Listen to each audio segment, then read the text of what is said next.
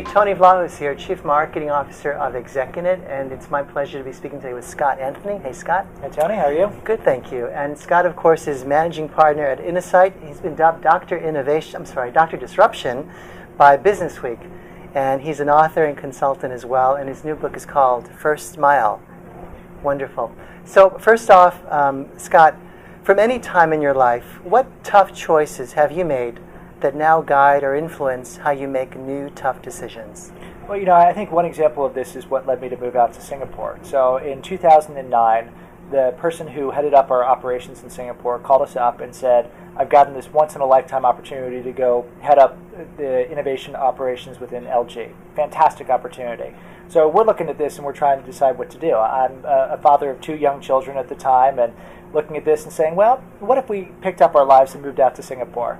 And part of it was a desire to have a different life experience. Part of it was we were consulting to lots of companies in the U.S. that you noticed that all of their top executives spent time overseas, so you felt like you needed that peer experience. But it was something that was, in my mind, a reasonably big risk, and there are lots of things that could go wrong. But I would never, ever do it differently. I've learned a ton being out there. We fight tough fights every day, both in our consulting business and in our venture business. But it's really, I feel, transformed who I am as a leader. So the way that I then pick this up and apply it inside the day-to-day work now is advise people to put themselves in places that are out of their comfort zone. In my case, it was both a different geography as well as a different business line. Because I had grown up in our consulting business, we had this incubator and venture investment arm in Singapore that I had never done before. And being out of the comfort zone is the only way you really learn. Wow, great. So, Scott, what are the 1, 2, or 3 toughest challenges that organizational leaders need to overcome to lead us into the future? The biggest challenge, Tony, is that they're not prepared at all for that which lies in front of them. And I really feel bad for leaders today, because you got to a position of leadership because you did your job well. You executed well in every assignment you've ever gotten. You get progressively bigger and bigger assignments. And the reward for that today is you're naked and helpless. What do I mean by that?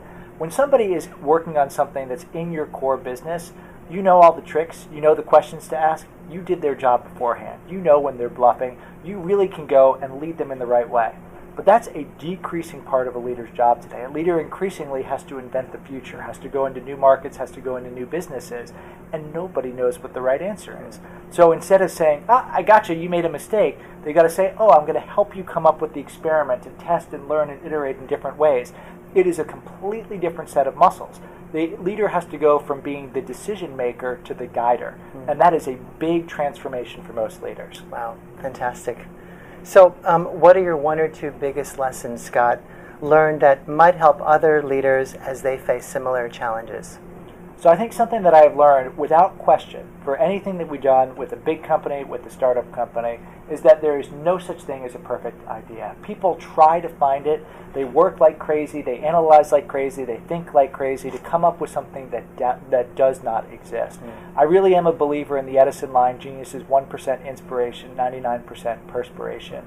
You study any innovation success story and you see trials and tribulations and twists and turns along the way to success. So the advice you then give to leaders is stop looking for the perfect idea. Try to find ways to take ideas and begin to work them through a process of trial and error experimentation, because that is the only way you ultimately will come up with game-changing ideas. Wow. So in closing, Scott, what's the one thing you want everyone listening or watching today to know about the future of their work? The one thing about the future of your work is it is meaningfully different than it is today. Exactly how it will be different, I do not know. But I know that which you're doing tomorrow, the way in which you're doing it, and who you are doing it with will all be different. So you got to be ready for it. Awesome. Thanks so much. Thank you. Pleasure. Thank you. Wow.